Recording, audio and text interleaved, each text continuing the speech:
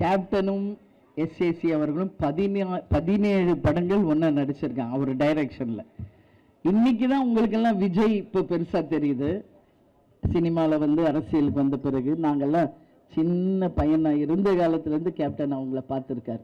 நம்ம வீட்டுக்கு பக்கத்து தான் அவங்க வீடு. அதனால் உங்களுக்கு வேணா விஜய் இல்லை, எங்களுக்கு எங்கள் பையன்தான் நான் சொல்லுவேன். இப்போ விஜய் பிரபாகர் சண்முக பாண்டியன் எப்படி அந்த மாதிரி தான் விஜய். என்னை பொறுத்த வரைக்கும் ஏஐயில் கூட அவர் இப்போ கேப்டனை யூஸ் பண்ணலாம், தாராளமாக பண்ணுங்கணும். செந்தூர பாண்டி அப்படின்னு ஒரு படத்தில் கேப்டன் நடித்து கொடுத்தாரு. இன்றைக்கி அவர் நல்லா இருக்கார், வாழ்த்துக்கள்.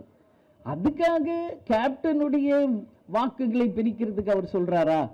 அவர் கேப்டன் ஃபோட்டோ யூஸ் பண்ணுறாங்கன்னு சொல்கிறாங்களா? அப்படின்னா எங்களுக்கென்று ஒரு கட்சி இருக்கு, எங்களுக்கென்று ஒரு அமைப்பு இருக்கு, எங்களுக்கென்று எங்களுடைய மாவட்ட செயலாளர்கள், நிர்வாகிகள், தொண்டர்கள் லட்சக்கணக்கான பேர் தமிழ்நாடு முழுக்க இருக்கிறார்கள்.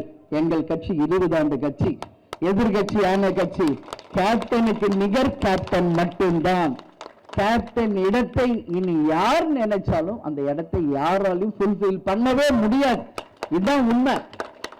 அதனால அவர் வந்து அண்ணன் விஜயகாந்த் அப்படின்னு அன்னைக்கு சொல்றாரு மேடையில், சந்தோஷம். அவர் அண்ணன் சொல்லும்போது நாங்கள் அவரை தம்பின்னு சொல்றோம், அவ்வளவுதானே கண்டி. அதுக்காக எங்க வாக்குகளை அவர் எடுக்கிறாருன்னா அதெல்லாம் மக்களும் ஏற்றுக்க மாட்டாங்க, எங்க கழகத்தில் இருக்கிற யாருமே அதை வந்து பொருட்படுத்த மாட்டாங்க. ஏன்னா கேப்டன் வந்து நடிகராக எவ்வளவு உழைத்து இன்னைக்கு கட்சி தலைவராகி மக்களுக்கு தன் வாழ்நாள் முழுவதும் அர்ப்பணித்து உதவிகளை வழங்கி மக்களுக்கு ஒரு பிரச்சனைனா வேட்டியை கட்டி இறங்குற முதல் தலைவர் கேப்டன் அவர்கள். தமிழ்நாட்டில் அனைத்து பிரச்சனைக்கு முதல் ஆளாக நின்றவர் கேப்டன்.